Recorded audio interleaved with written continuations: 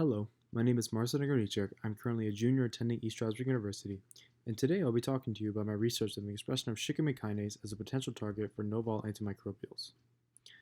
Now, before I dive into the details of our research, I'd like to give a short background on tuberculosis to help our viewers understand why our research is relevant. Tuberculosis is an upper respiratory infection that infected nearly 11 million people in 2017, which is far more than past years. This infection rate is primarily due to the fact that tuberculosis can exist in a variety of forms based on its level of resilience to antibiotics. This rising infection rate suggests there is a need for the development of novel antitubercular agents. Now, when searching for potential enzymatic pathways, it is vital that the pathway contain no mammalian analog. The shikimate pathway, shown here, is a 7-step metabolic route linking the metabolism of carbohydrates to the synthesis of essential cellular metabolites.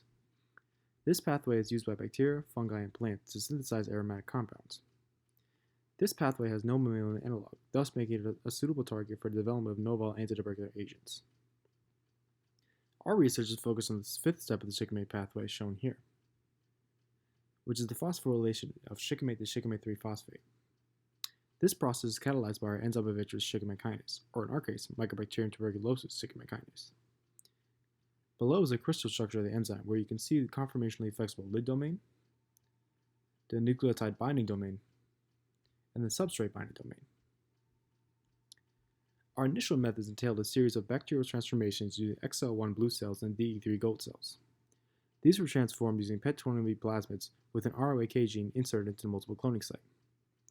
Our first transformation was deemed successful as we begin to see banding around 4100 base pairs, shown here.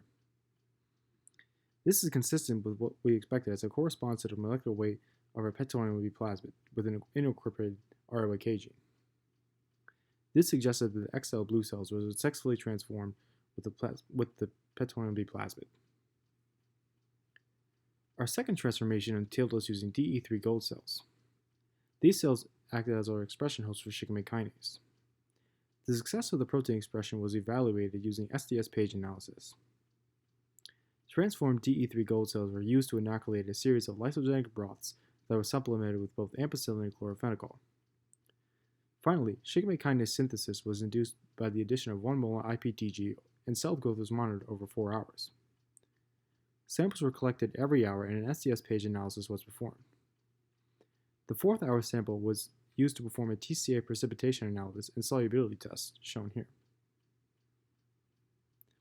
There was a band of increasing predominance from T0 to T4 through the solubility test around 20 kDa. MTSK has a molecular weight of 19.6 kDa. This showed that the small-scale expression was successful. The bacterial culture was then upscaled for a large-scale expression and purification. Large-scale expression showed similar results to small-scale. We know here that the protein is being expressed in both soluble and inclusion bodies, as seen in the STS page gel for insoluble and soluble. The protein also appears to be dimerized with a band around 40 kDa shown here. Subsequently, we purified the protein using nickel affinity chromatography.